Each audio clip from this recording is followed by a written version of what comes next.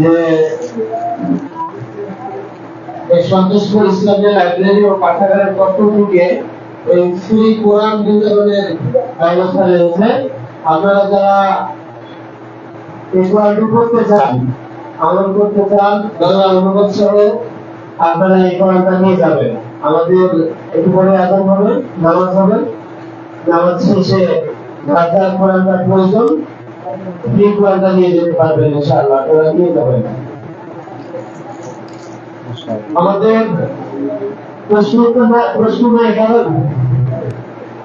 যদি না থাকে তাহলে আলোচনা খুব হবে না। আমাদের সম্মানিত প্রশ্ন আছে, কি করেন মাঝে মধ্যে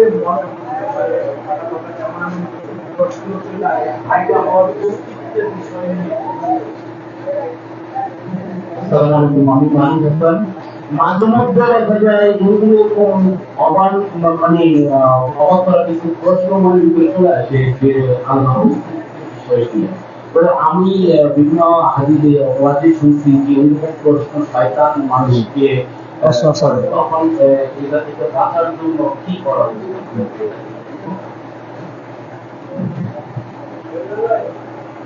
জাযাকাল্লাহ খায়র।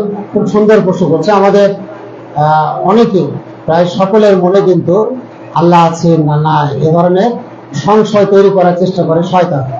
কে করে? শয়তান সংশয় চেষ্টা করে যে আল্লাহ বলতে কিছু নাই, হ্যাঁ, বা আল্লাহ নেই, এরকম অশ্বাসে। এই ধরনের এই সময়ে আমরা আল্লাহর কাছে আশ্রয় চাই। কি বলবো? আউযু বিল্লাহি মিনাশ শাইতানির রাজিম, মানে আমি আল্লাহর কাছে বিতাড়িত শয়তানের থেকে আশ্রয় চাচ্ছি। আপনি বেশি বেশি আউযু বিল্লাহি মিনাশ শাইতানির রাজিম পড়বেন, কোরআন পড়বেন, তাহলে দেখবেন যে ওই সংশয়গুলো আপনার ভিতরে কেটে যাবে। কোরআন যখন একটু পড়বেন, কোরআনের অর্থগুলো আপনি যখন পড়বেন, তখন আল্লাহর পরিচয়টা আপনার কাছে ফুটে উঠবে। এই জন্য আমি প্রথমে বলেছিলাম যে আল্লাহকে চেনার সবচেয়ে আল্লাহর মানে পরিপূর্ণ পরিচয় কোরআনে দেওয়া আছে। আপনি কোরআন যত পড়বেন, যত বোঝার চেষ্টা করবেন, আল্লাহর পরিচয় আপনার কাছে তত বেশি স্পষ্ট হবে, তত মহাব্বত বাড়বে। কোরআনটা এমন জিনিস, আপনি যত কোরআন পড়বেন আর বোঝার চেষ্টা করবেন, আপনার আল্লাহর প্রতি বিশ্বাস তত বেশি বাড়বে। কোরআন থেকে যত দূর থাকবে, শয়তানের সঙ্গী হতে, শয়তান আপনার সঙ্গী হয়ে যায়। এই জন্য কোরআন হচ্ছে আল্লাহ কালাম, এখানে আল্লাহর কথা আছে। আপনি যত পড়বেন তত মনে হবে যে আপনি আল্লাহর সাথে কথা বলছেন, আল্লাহর সাথে কথা বলছেন। এই জন্য যখন শয়তান এই ধরনের অস্ত্র দিবে, তখন আমরা আল্লাহর কাছে আশ্রয় চাই।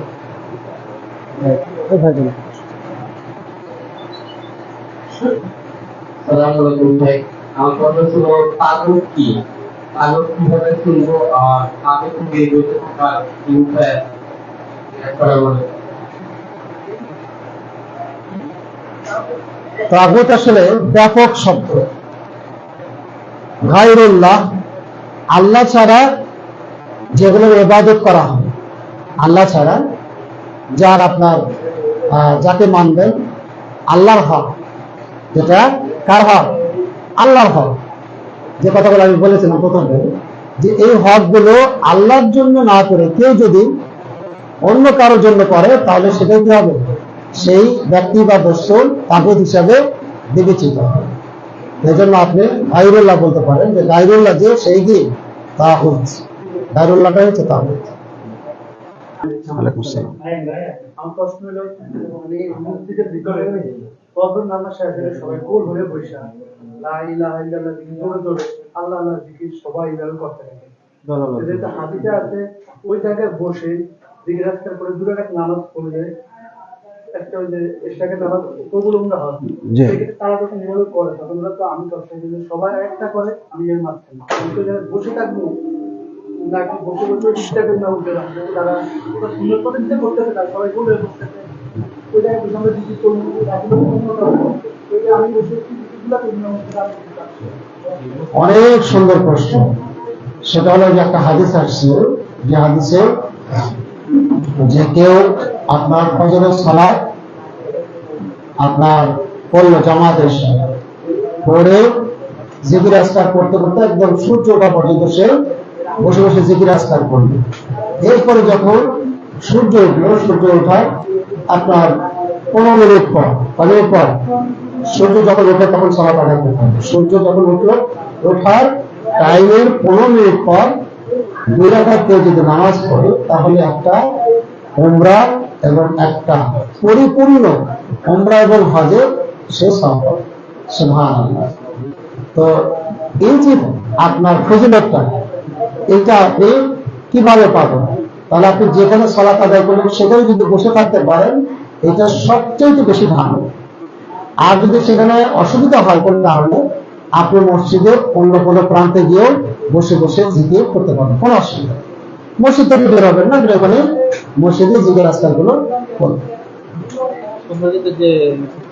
আর সম্মিলিত ভাবে আসলে আপনার আমাদের দেশে বিভিন্ন জায়গায় দেখা যায় যে ফজর সালাতের পরে সম্মিলিত ভাবে আপনার ওই সূরা হাসরের শেষের 3 আয়াত, তারপর আরো অন্যান্য আপনার জিকির আজকার গুলো সম্মিলিত ভাবে যে করা হয়, সেটা সম্মিলিত ভাবে আসলে একটা সুন্নতি পদ্ধতি নয়। কি নয়? সুন্নতি পদ্ধতি নয়। কারণ নবী সাল্লাল্লাহু আলাইহি সাল্লাম বা তার সাহাবায়ে তারা কিন্তু জিকির আজকার করেছেন, সালাতের পরে জিকির আজকার করেছেন, কিন্তু এভাবে সম্মিলিত ভাবে জিকির আজকার করেছেন এই মর্মে কিন্তু কোনো বর্ণনা পাওয়া যায় না। সেই জন্য দোয়া, আল্লাহর জিকির এগুলো আসলে ব্যক্তিগত আমল। কি আমল? ব্যক্তিগত। আসলে যে সুবহানাল্লাহ, সুবহানাল্লাহ মানে আমি আল্লাহ কি করছি? পবিত্রতা ঘোষণা করছি, আল্লাহর প্রশংসা করছি, আল্লাহর মহত্ব ঘোষণা করছি। এই যে কথাগুলো আপনি ধীরে ধীরে ধীরে ধীরে ধীরে ধীরে আল্লাহর কি করবেন? জিকির আজকার করবেন। এটা ব্যক্তিগত আমল, সম্মিলিত আমল না। এই জন্য এটা সুন্নতি পদ্ধতি না। যারা করছে আমলটা তাদেরকে বোঝাইতে হবে, তাদের বলতে হবে। আর নবীজির সাথে এই দেশে আর সত্যি আলোচনা করে সবচেয়ে বলে আমি জমিয়া চোখে আনন্দে রেখেছি। নবী সাল্লাল্লাহু আলাইহি ওয়াসাল্লাম যারা বেয়াদবি করবে তাদের পূর্ণ শেষ, পরকালে শেষ। ওগুলোতে 1 2 3 কালিমা আর নবীকে কেন্দ্রে রাখতে হবে, কেন্দ্রে সালাম দিতে হবে, এটা আমরা জানি না।